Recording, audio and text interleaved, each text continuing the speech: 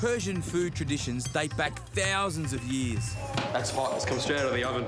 This fragrant cuisine can be sweet. You can feel the sugar in the air. It's starting to stick on my skin. Sour. That pomegranate molasses takes over everything. And at times, seriously expensive. That's the best quality saffron I've ever seen. I'll take it all. And after travelling the Silk Road to the ancient city of Yazd... What a rock! Mate, you're a beast. I'll return to my own kitchen to cook up a modern banquet worthy of Persian royalty. It's the sound of crunchy goodness. I love the flavours of the Middle East, and even better, taking that inspiration and creating something new in my own restaurant. But to really understand the food, you need to go to the source. And so, I'm off on a trip to search out age-old recipes and traditions of these ancient cultures. And then the fun part, bringing it to life in my own kitchen.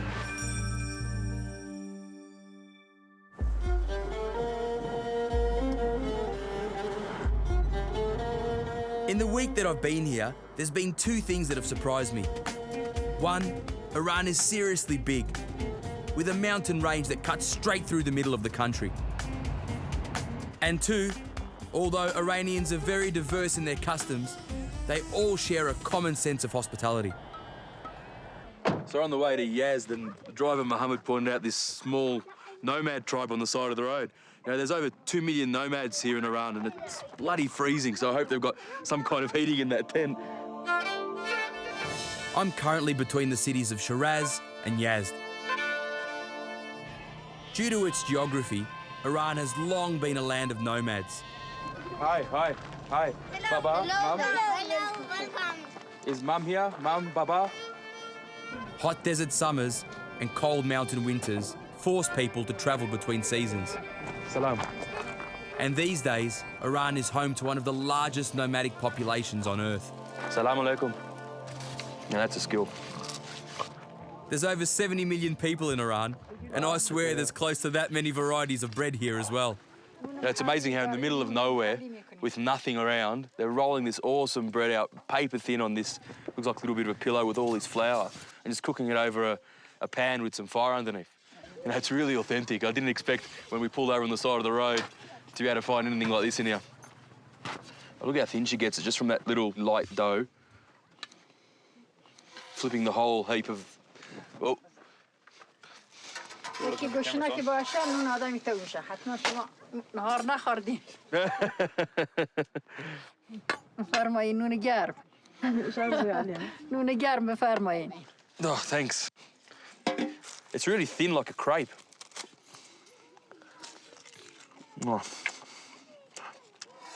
Really dry and crispy on the inside, but it's really nice and moist. Beautiful bread. Shukran. Thank you. Modern times, urban sprawl and population booms are slowly strangling the life of the nomads.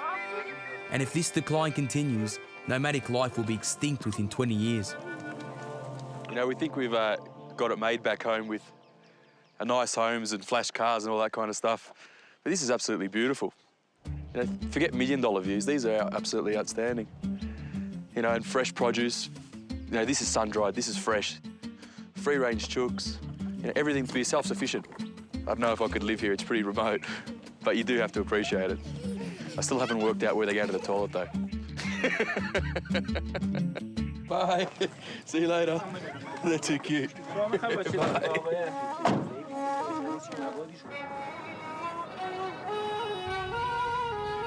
As well as the nomads, merchants from as far away as China have been travelling and trading on these roads for thousands of years. And one Persian native that has been exported to the world is the pomegranate. So what's happening with all of these? Where are they going? میبریم برای خونه برای رو به انار درست کردن انار Down there? خونه That's a hell of a lot of pomegranates. Doesn't look like much in that pot, but that's taken a long time to bash out all those seeds. Check out the jewels in there. Look how big they are. You know, really sort of juicy clusters. For you guys who've never had a pomegranate, you're missing out. They're really sweet, but they're not sickly sweet like, you know, a pineapple. They've got a little bit of sourness to them, and they're really fresh with a little crunchy sort of seed kernel in the middle that's totally edible. They're all through Persian food, and they're all over the Middle East. But Iran's famous for them, and I've never seen pomegranates this quality. من اردوم میکنم بهش بکشم برا رو صبح تا شب میکشه تا بپزیم. Is that the paste, the pomegranate paste? Yes. Look how thick that is. You know, I've seen pomegranate molasses, and I've seen some pomegranate paste, but nothing as chunky and intense as that. To make this much paste, how many seeds? بالغ بر 15 تا 20 کیلو. I won't drop it. Before any more of my jokes drop, like a lead balloon, Bye. it's probably time for me to hit the road in search of a bed for the night. Check that out. It's pretty impressive. Luckily for me, the motel business in Iran goes back a long way. The name in these parts is Caravanserais, and you would normally be guaranteed water for yourself and for your animals, as well as a safe place to rest your head for the night. Oh, thank you. Merci. You can imagine how relaxed people would have been here when they finally got to this destination. You know, we've been on the road for 11 hours and I'm totally stuffed. These caravanserais used to span from everywhere where we were in Lebanon all the way out to here and all over Iran. And these were sort of like a meeting point for travellers, where they'd kind of meet, relax, sit down for the evening, get some refreshments, and not just trade stories and food, but trade culture. The Caravanserais in Odin is about 500 years old, Where's the bed? and very little has been done to update it from its original design. But it looks like tonight I'm sleeping on carpet and a mattress. Not exactly comfy, but I hope it doesn't rain. There's a big hole in the roof. It's gonna be a long night. This caravanserai is the real deal, and just like the spice merchants from hundreds of years ago, there is still the opportunity to share food and stories with other travellers. When somebody come to your house without asking permission, you said, hey, here is not Caravanserai.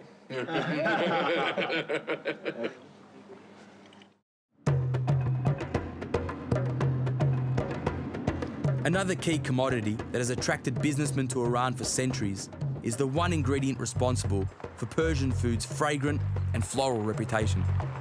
So we're heading down this dirt track looking for one of Iran's most famous and one of its most prized possessions, saffron. Saffron is thought to have first been cultivated by the Greeks, Hi. but it's been used around these parts for a hell of a long time.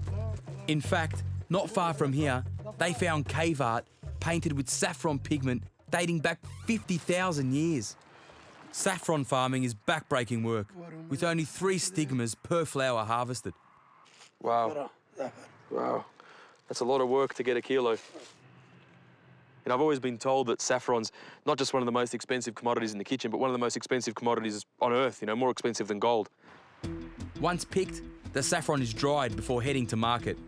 Limousine, huh? And luckily for me, Haj Ali is heading that way, and he's offered to give me a lift.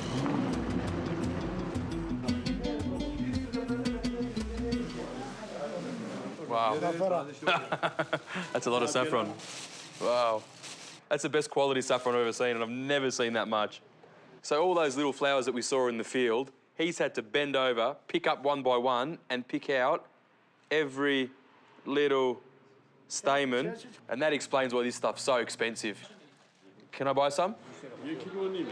1.5 kilos. I'll take it all. It may seem crazy to spend over $1,000 on saffron, but back home, this stuff goes for 10 times that price. You know, talk about a farmer's market. All this stuff in the shop is from around this region, and local farmers like Ali bring it here, and this guy sells it for them. You know, you can smell ground spices, cinnamon, turmeric, pepper, cracked wheats, whole wheats, stuff that I've never seen before. And I've got no idea, it smells like dirt, I've got no idea what it is. It's a treasure trove of stuff. All the stuff in here has such an amazing fragrance. I feel like we've unlocked the secret about Iran. These flavours are the base of Iranian cooking, and this is the heart of their kitchen. What a great find. I can't wait to get back to my Melbourne kitchen to put all these influences to work. After a long desert drive, my Iranian road trip has brought me to the oasis city of Yazd. This city's famous for its sweets, so I'm heading into the main drag because I heard there's a shop that makes Pashmak, one of my favourite things. It's an Iranian fairy floss, so I'm hoping I can stick my head in there and see how it's done. Yazd dates back over 3,000 years, and because of its remote desert location, it suffered very little destruction over the centuries. Not even Genghis Khan could be bothered coming out here. It is, after all, Iran's hottest city. Hello? You're making Pashmak this morning? Yes. The word Pashmak in Persian translates as wool-like, so it's kind of weird that a city as hot as this created this woolly sweet. There is some strange-looking machinery in here, but the ingredients of Pashmak are surprisingly simple. Sugar, flour and oil. To start with, sugar mixed with some water and some lemon juice is all brought up to the boil. You can feel the sugar in the air. It's starting to stick on my skin. This toffee-like mixture is then poured out to cool. See how it's starting to cool already and the guys are pulling it in? They'll keep doing that because if it sets on the outside and it's not set on the inside, all it's going to do is break and they're not going to be able to pull the sugar. Pulling sugar is an art that, goes back centuries. The process of stretching this mixture by hand begins. And just like saffron farming, it's not as easy as it looks. So just up? Yes. Each one of these toffee rolls weigh about 20 kilos. Good. Abbas stretches about 18 batches of Pashmak a day. But this kind of work is not without its benefits. What a rock! Mate, you're a beast. No, I'm not going to hit you. No, I don't want to hurt you. All right, ready? Oh my God. Oh shit. No more. Yeah, I know, this is strong. You're like a rock. Definitely what I wasn't expecting when I was coming to see Pashmak this morning. The other key ingredients in Pashmak are flour and oil. Flour, oil and heat for 8 hours. Wow, it's really hot. And that's the finished product. The final step in making the Pashmak involves the machine I saw earlier. The sugar mixture is added to the dough and then the real stretching begins. There's flames underneath which is keeping the plate, which is keeping the plate hot so the sugar doesn't set. So it can start to pull. See how it's starting to pull? It just makes you wonder, how the hell did they think about making this? They've been making this stuff, I'd say, for centuries.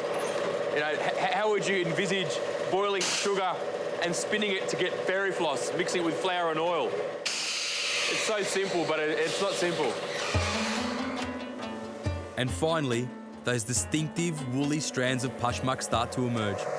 Wow, look at that. That's awesome.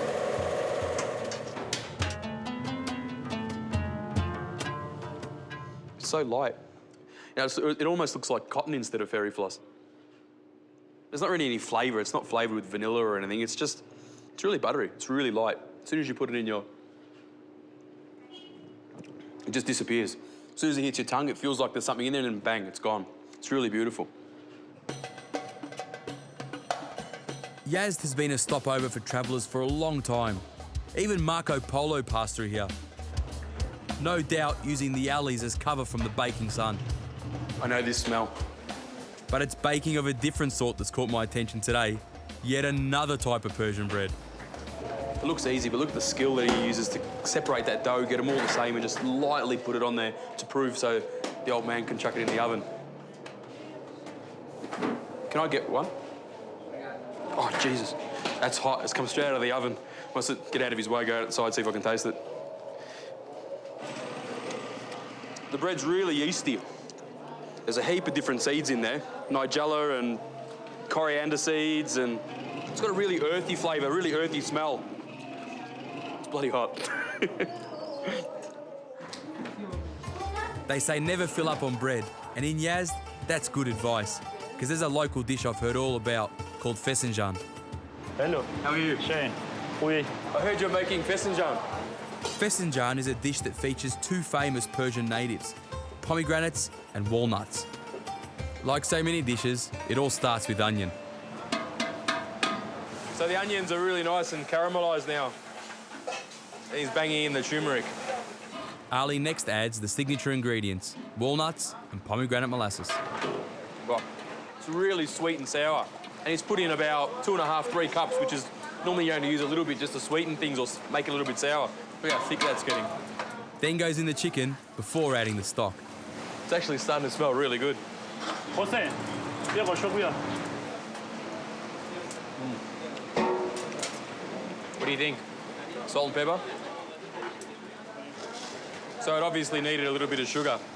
It was a bit sour. Tasted all right to me.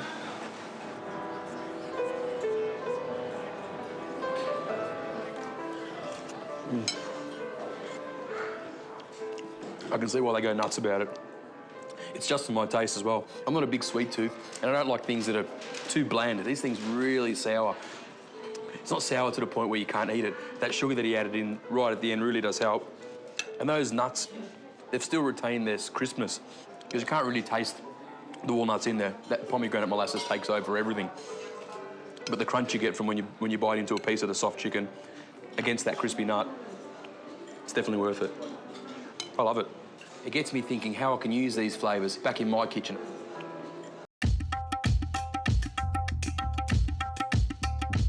The journey from Shiraz all the way to Yazd was really inspiring. Hello, welcome. Seeing those nomads, all the pomegranates, and then that bloke in Yazd with his Pashmak. You know, those memories I'll never forget. So first up, I'm going to do a slow roasted pork belly with pomegranates, walnuts and purslane. It's a great dish. It's a slow one, but it's going to end up being one of the best dishes you'll ever taste. Let's get cracking on the paste.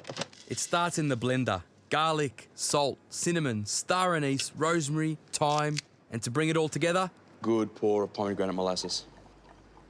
Give that a good buzz until it's pureed.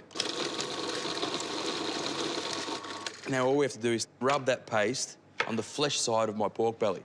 Now, all I'm going to do with this is put this in the oven at 100 degrees and leave it in there for about 12 hours.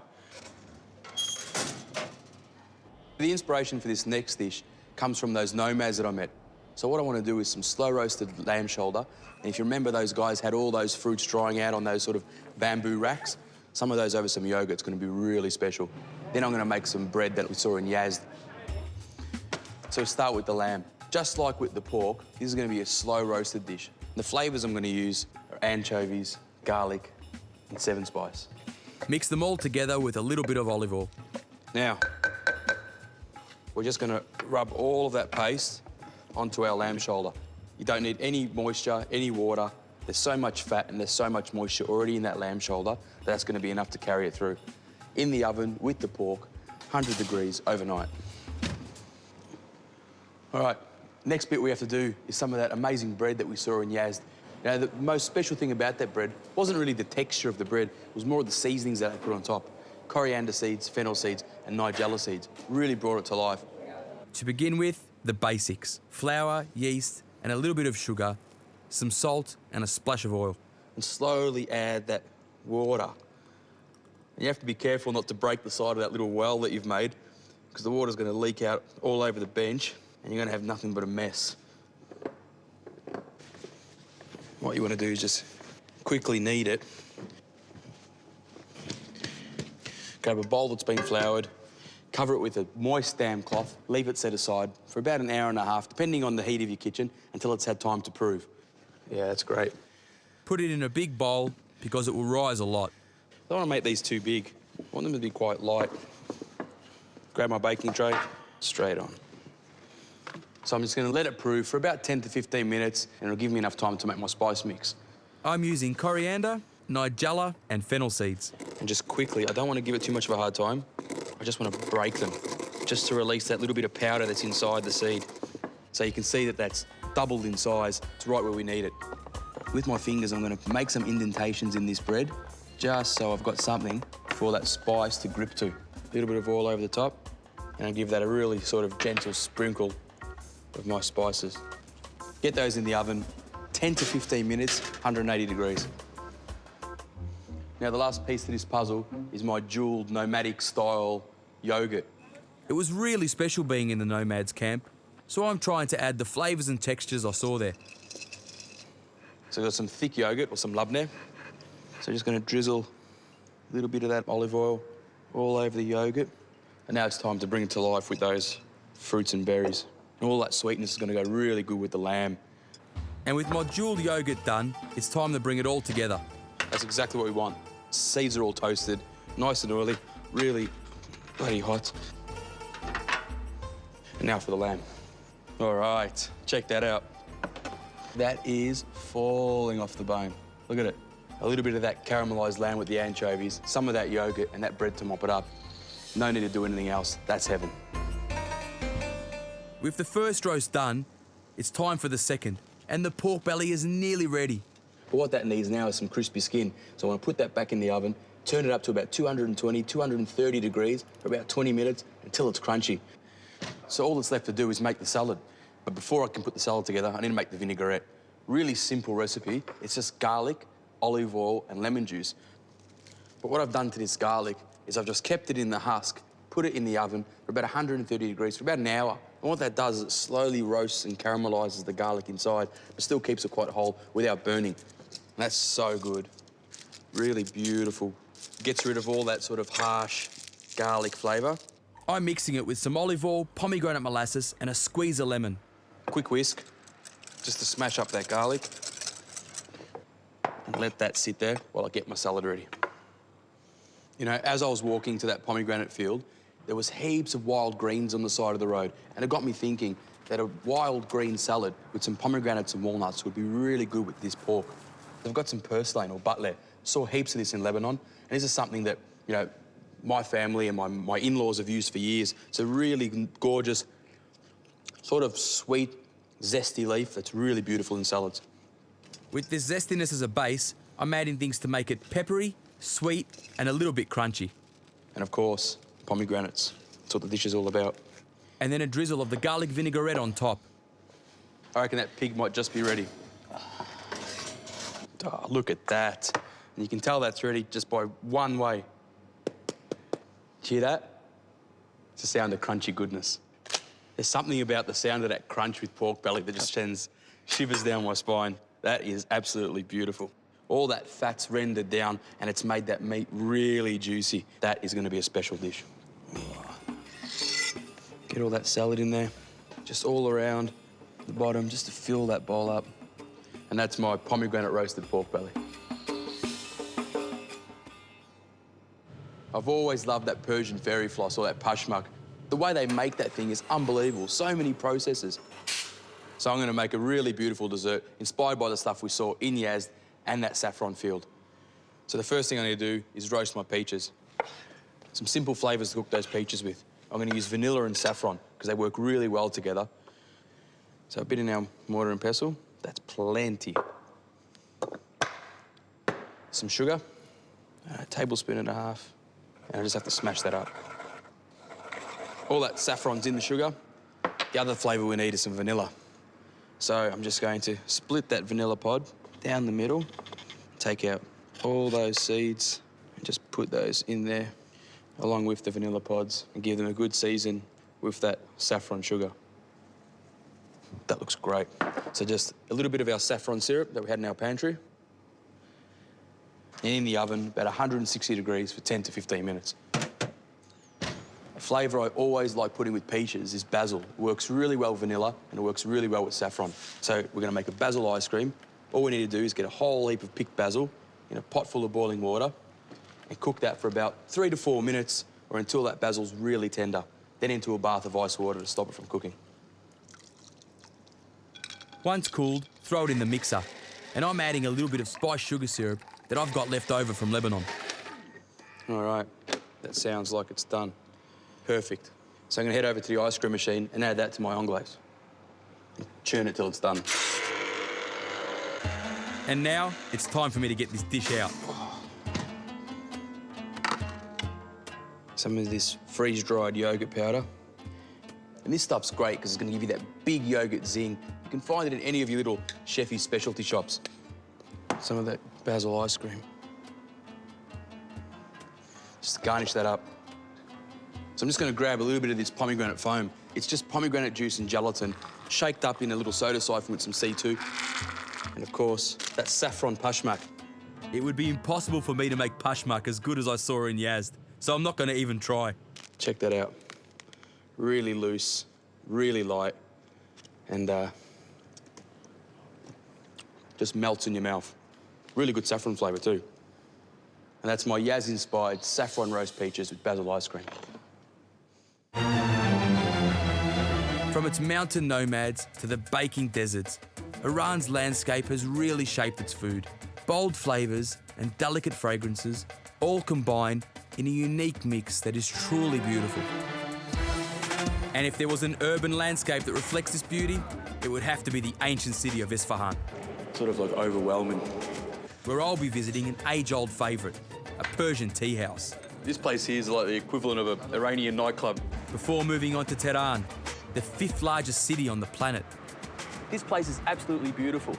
The city's got an awesome backdrop with these mountains overlooking all of Tehran.